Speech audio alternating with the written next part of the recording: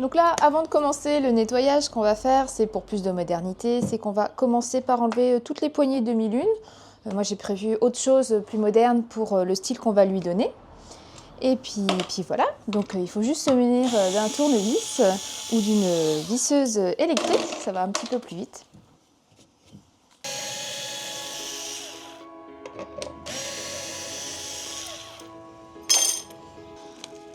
Donc voilà, donc on va faire un pré-ponçage, puis après je vais reboucher tous les petits trous. J'ai même trouvé qu'il y avait des trous de vis, anciennes vis peut-être ici.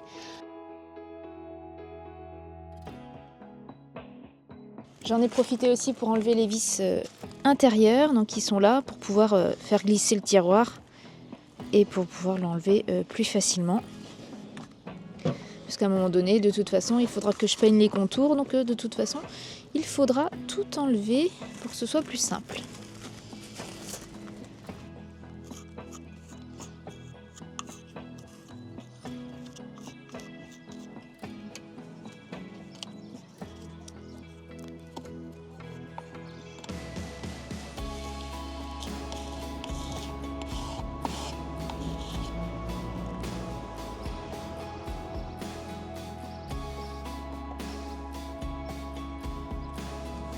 Donc voilà après ponçage. Là, le ressenti doit surtout être avec la main, pas forcément avec vos yeux. Et donc là, je vais continuer à nettoyer. Donc toujours avec les Léo Clean. Donc ici, le meuble est en pain, c'est plutôt du pain brut, hein, peut-être un petit peu teinté, puisque quand on ponce, il est quand même beaucoup plus clair. Est-ce que c'est le bois qui s'est assombri avec les années, je ne sais pas. Mais en tout cas, il n'y a pas vraiment de vernis dessus, ni de cire, donc c'est plutôt un bois brut.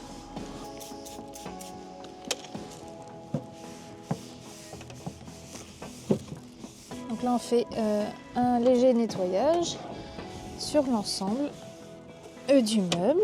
Vous avez la possibilité de prendre le kit Prépa Meubles qui vous permettra de pouvoir nettoyer n'importe quel projet.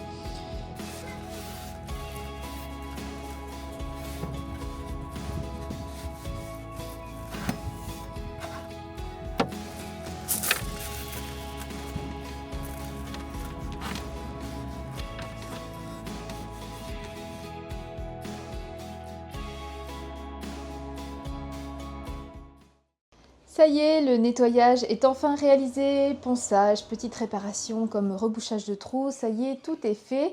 Le tiroir qui glissait mal aussi, j'ai pu rectifier tout ça. Et donc maintenant, on va passer à la prochaine étape qui va être la mise en peinture et on va commencer par la sous-couche. Donc avec les Léo Pro plus grise, on recommande d'utiliser une sous-couche grise si vous allez avoir ensuite une couleur vive ou encore une couleur foncée. Pour l'application, je vous recommande soit le petit rouleau velours, c'est bien suffisant par exemple pour faire une commode, et, ou également la brosse 40A, donc la brosse indispensable. Alors il faut savoir aussi que les produits existent en kit, et notamment ici je vous recommanderais d'utiliser le kit Relooking Mobilier Satin. Donc vous avez les outils, la sous-couche, la peinture satinelle et la protection. Bon allez, c'est parti!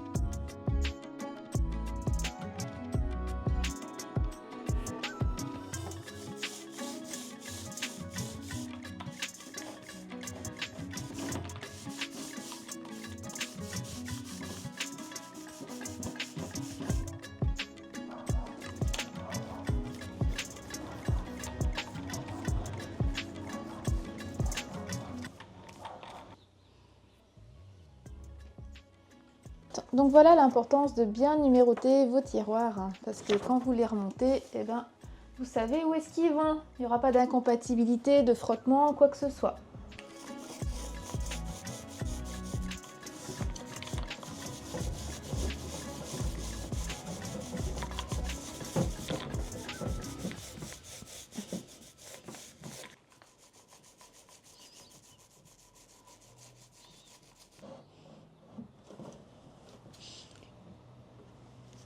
Alors, je ne sais pas si on va bien voir. Voici le résultat de la commode une fois peinte. Alors moi, je me suis trompée, hein. J'ai peint les tiroirs du haut alors qu'il ne fallait pas que je les sous-couche, mais bon, c'est pas grave. Il n'y a vraiment pas d'inquiétude là-dessus. On pourra quand même appliquer la peinture sensation bois après. Mais voilà, c'est juste pour vous dire que partie dans mon élan, ben, j'ai tout peint. Ben, j'ai tout sous-couché.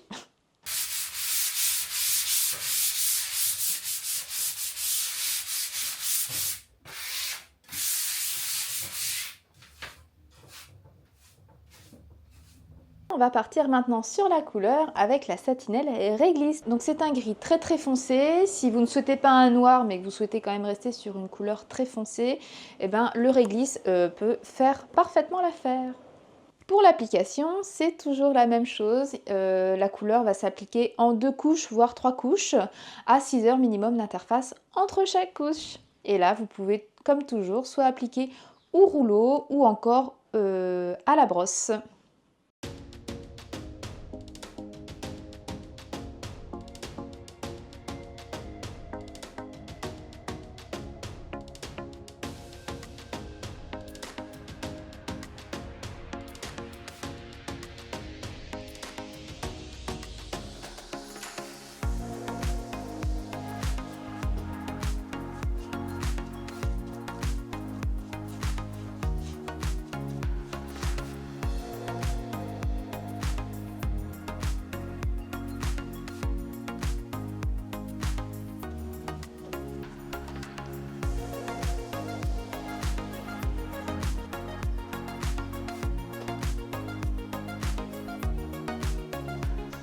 Bon, c'est toujours plus joli avec les tiroirs, mais moi je vais les enlever, c'est plus pratique quand même.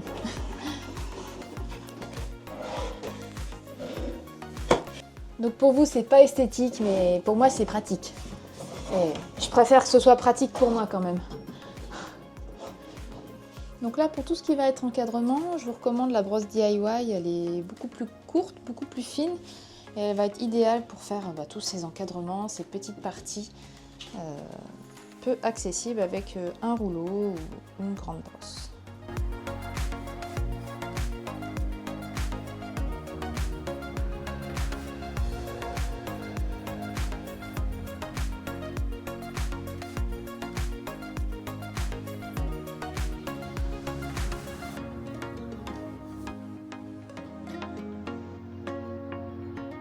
Alors ça y est, la première couche de réglisse est sèche.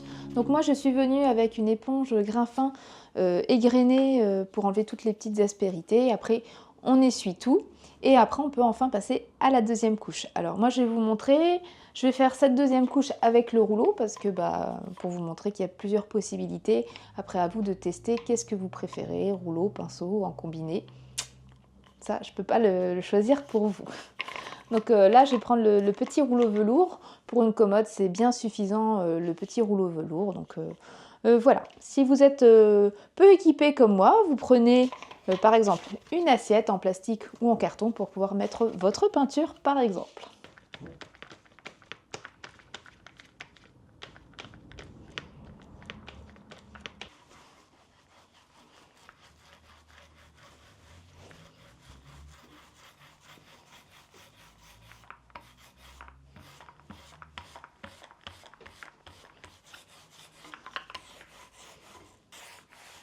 Alors le fait de peindre avec un rouleau, ça va aussi beaucoup plus vite, hein.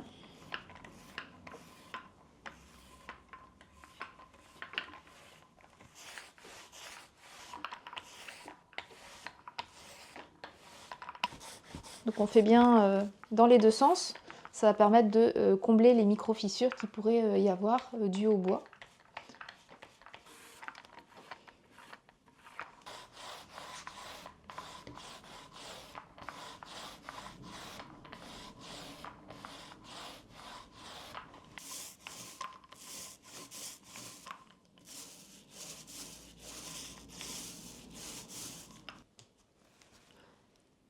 Je voulais quand même vous montrer à quel point elles sont quand même assez économiques, les peintures. Franchement, dans le pot de 500 millilitres, si j'ai utilisé, allez, 1,5 cm de hauteur totale du pot, c'est-à-dire que ça arrive à peu près, allez, ici, je vous ferai une meilleure vue après. Le pot, il arrive là, après avoir repeint la commode. C'est-à-dire que je suis même pas sûre d'avoir utilisé un dixième du pot pour repeindre, alors une partie de la commode. C'est vrai que j'ai pas fait les autres tiroirs, mais bon, même si on avait fait les autres tiroirs, on n'aurait pas vidé la moitié du pot. C'est juste ça que je veux vous dire. C'est pour vous montrer que les peintures, les Satinel et Léonore Déco sont quand même vachement économiques. Elles se lisent bien, elles se tendent bien. Bref, tout ça pour vous dire que si jamais vous débutez dans le relooking de meubles, vous pouvez très bien commencer par le kit relooking mobilier. Vous aurez la sous-couche, la satinelle de votre choix et la finition satinée pour pouvoir relooker un meuble. Alors ici, moi, je vais le faire en plusieurs... je vais faire la partie du haut différemment, mais si vous voulez vraiment faire juste vous une seule couleur, et bien avec ces 3 produits-là, vous avez le nécessaire pour la peinture. Si vous souhaitez commander des produits avec moi, sachez que je suis conseillère de la marque Léonore Déco. Vous pouvez donc passer par mon biais pour vos commandes. Il suffit tout simplement de m'envoyer votre liste et vos coordonnées à mélanie@atelier1619.fr. Si c'est votre première commande avec moi, je vous recommande d'utiliser ce formulaire de contact afin que je puisse vous enregistrer gratuitement plus rapidement. Voilà, vous savez tout. Donc si vous souhaitez commander les produits avec moi, c'est toujours la même adresse, mélanie@atelier1619.fr. Maintenant, on va s'attaquer aux sensations bois. Donc le sensation bois, c'est une peinture qui vous permet de faire un effet faux bois, donc là où il n'y en a pas. Donc par exemple, ici on a une commode en pin.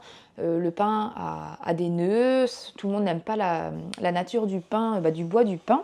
Donc si jamais vous souhaitez obtenir quelque chose d'un peu plus qui ressemblera par exemple à du chêne, vous pouvez utiliser le sensation bois. Ça va vous recréer un veinage, on verra beaucoup moins, on verra même plus du tout les nœuds du bois, et vous pourrez, selon les outils que vous utiliserez, donc par exemple la brosse à effet ou encore la brosse à lisser, ou même encore avec la boisette, obtenir différents effets voilà, pour recréer un faux bois. La couleur choisie va être le sensation bois bois flotté, donc c'est une très très jolie couleur assez neutre. Donc le sensation bois est composé de 2 produits, de la base et de la teinte. Là nous allons commencer par appliquer la base. Normalement une couche devrait suffire puisque le fond est relativement clair. Alors ici je me suis trompée, je l'ai peint. Mais voilà, ça peut s'appliquer sur un bois brut, ça peut s'appliquer sur du mélaminé ou encore une peinture puisque moi je me suis trompée. Si jamais vous avez envie d'essayer le sensation bois, sachez qu'il existe également en kit, ce qui peut être très pratique puisque vous avez tous les produits nécessaires pour la réalisation. Mais là c'est parti, je vous montre comment on applique le sensation bois. Donc moi je vais surtout m'aider dans un premier temps de la brosse à effet. Le but va être d'appliquer généreusement et rapidement surtout cette base.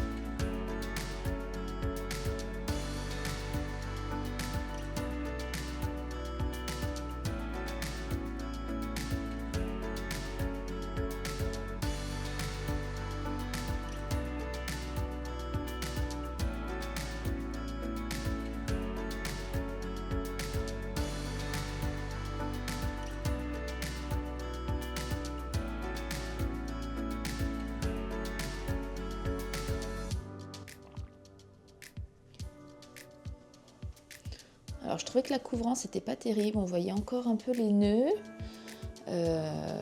Et puis je voulais en profiter aussi pour vous montrer une deuxième possibilité Si vous avez des grandes surfaces, des grandes tables, que vous n'êtes pas obligé de faire avec la brosse à effet, mais aussi avec la brosse à lisser. Cette brosse va pouvoir vous permettre de vraiment lisser de façon plus large. Donc voilà, tout dépend du projet que vous avez aussi.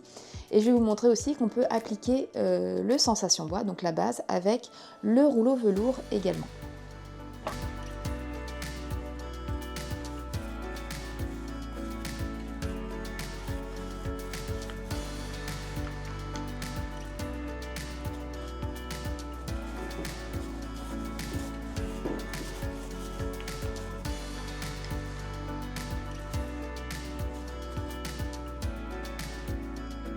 Donc là, tout de suite, ça vous fait un veinage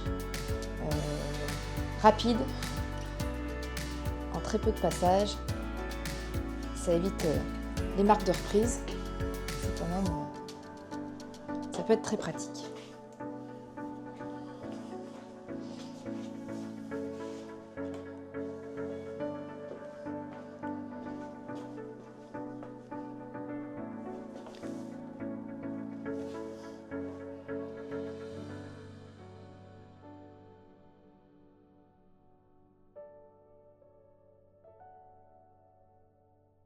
Donc là, on va passer à la deuxième étape du sensation bois, c'est-à-dire appliquer la teinte. Donc ici, ça va être la teinte bois flotté. Donc c'est une très jolie couleur un peu marronnée. Donc vous pouvez l'appliquer rapidement avec la brosse à effet. Et je vais vous montrer aussi qu'il est possible de faire un effet faux bois et de venir toujours l'estomper après. Ou non, après voilà, c'est une question de goût, une question de goût, hein, tout simplement, estomper plus ou moins selon l'effet recherché. Donc moi j'essaie d'avoir un effet assez nuancé pour montrer que le veinage n'est pas lisse, mais qu'il y a quand même un petit peu de nœud dedans. C'est peut-être pas très clair, je vous montre en vidéo, ça va peut-être être plus facile pour vous.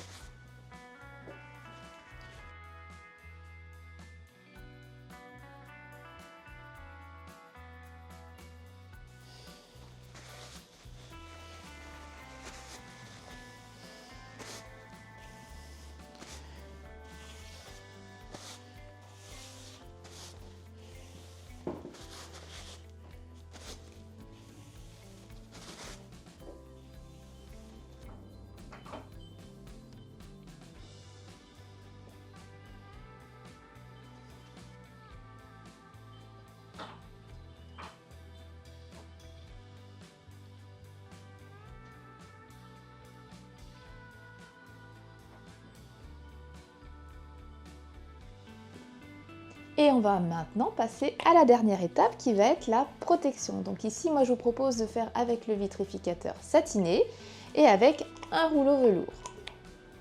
Alors l'application se fait très facilement, hein. Vous appliquez simplement le vitrificateur. Donc vous mélangez d'abord bien le contenu du pot, hein. C'est toujours important de toujours bien remuer vos pots de peinture, vos pots de vernis, afin que le produit se réhomogénéise bien.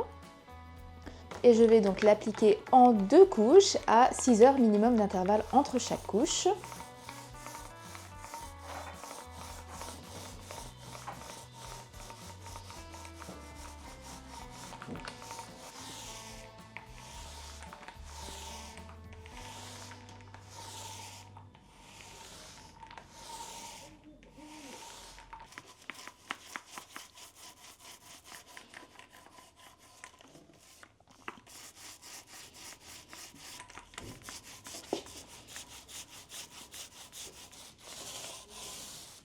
Donc là, c'est atroce hein, quand on l'applique, hein, un vernis sur une couleur foncée.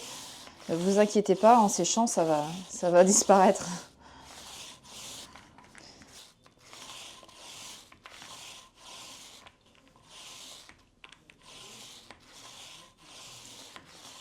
Alors, si vous êtes plus à l'aise, vous pouvez prendre un grand rouleau, hein, à peu près de 10 cm, pour des surfaces un peu plus grandes comme ça. Si vous n'êtes pas à l'aise avec le petit rouleau, parce que forcément on fait plus d'aller-retour, ça peut faire des marques.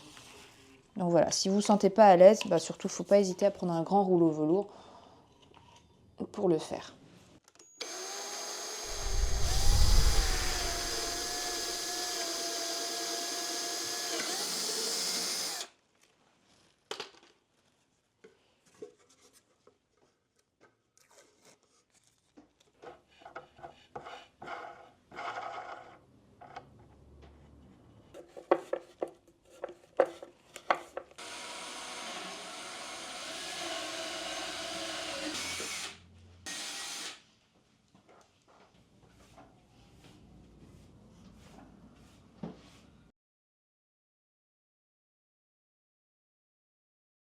Si jamais ça coulisse mal, vous n'arrivez pas à rentrer votre tiroir, je vous recommande de mettre un petit peu de cire en baume, cire liquide, voilà, de la paraffine, quelque chose de gras. Ça va permettre de mieux coulisser.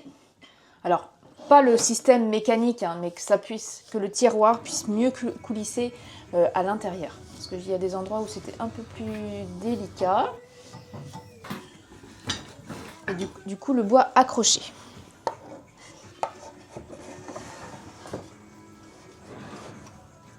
Donc il faut savoir que la majorité des choses se démontent. Hein.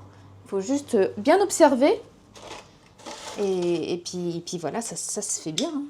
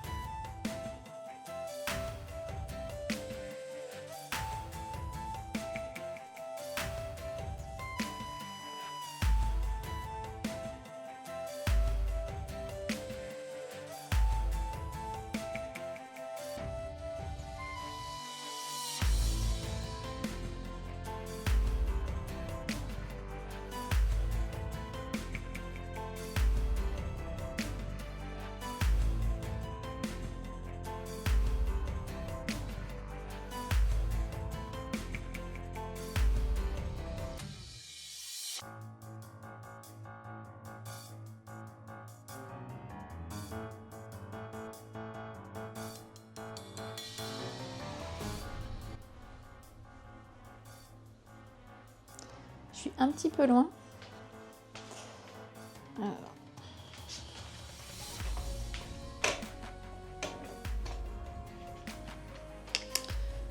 Ah, je vous dis pas. Parfois, il faut faire vite quand on a que 2 mains. Il faudrait je sais pas combien de caméras pour pouvoir faire le truc vachement bien. Je crois que j'ai pas enregistré. Merde.